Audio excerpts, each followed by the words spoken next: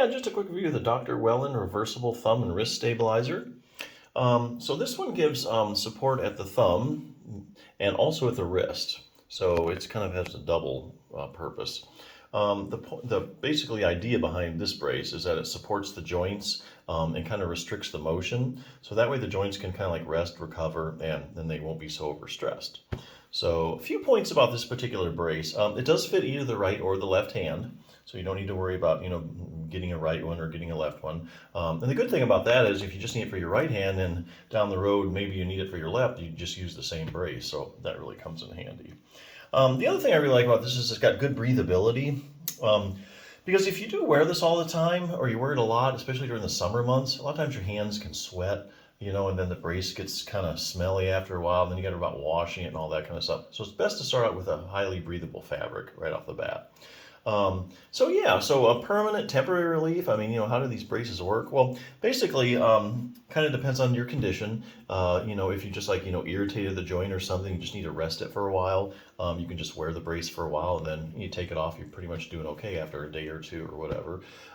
More chronic conditions, arthritis. A lot of people using this brace when they have arthritis at the lower joint, also called CMC or carpal metacarpal joint arthritis. Chronic conditions like that, this is kind of an ongoing thing wearing the brace.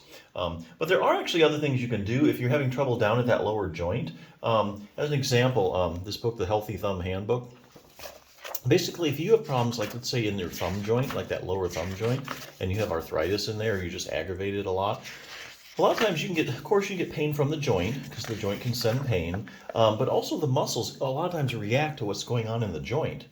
So not only is your pain a product of the joint, it's also a product of muscular pain. So to get rid of the component, the muscular component of your pain, muscle can develop these things called trigger points. So you can actually work these out. There are several ways you can kind of massage them out, or you can use like a little clip and stuff. This shows how to do all that. But what you can do is kind of get rid of that muscular pain. A lot of times, you can get an x-ray of your thumb. It's like, okay, I have arthritis in that lower joint. That's not necessarily where your pain is coming from. Sometimes it's just the muscles around it that's the problem. And if you go ahead and treat those trigger points and get those out, then it doesn't really matter. Because, asymptomatic arthritis, that's a thing. There's a certain percentage of people walking around that have arthritis, like in their knees, for instance, and they have no pain. So that's that's set in the literature. So anyway, working out trigger points is a good thing you can do. If you do have CMC joint arthritis, you're at risk for your web space becoming tight, so it's always good to stretch that out.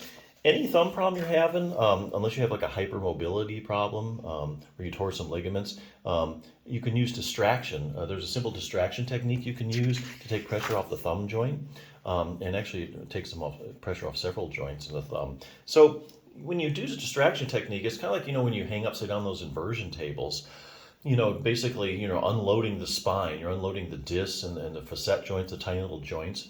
So when you unload a joint, it's like a vacation for the joint. All the pressure's off of it, and it gives it time, to heal and relax, and a lot of times the pain levels go down. So distraction is a good little technique.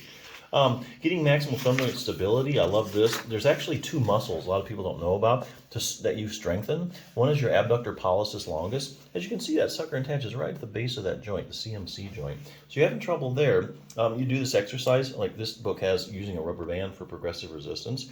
So week by week, as your abductor pollicis longus gets stronger and stronger, you're getting more stability in the joint. You're also getting more dynamic stability, meaning that, as you use your thumb and move it around, you're actually controlling that motion a lot better because the muscle's stronger that's moving it. One other muscle, first dorsal interossei muscle, here again attaches right to where that joint's at, gives support. So like I say, week by week as it gets stronger and stronger. These exercises, they take like less than 2 minutes. So you're talking like 5 minutes of exercise, maybe twice a week, maybe 2 or 3 times a week. That's not much of an investment to get your thumb joint back in shape. But so that's the things you can do. But hey, nothing as quick as putting a brace on. Gives it instant mobilization no matter what the condition. If you mobilize something, you're not aggravating it, and usually it's feeling better. So anyway, good brace. Check it out.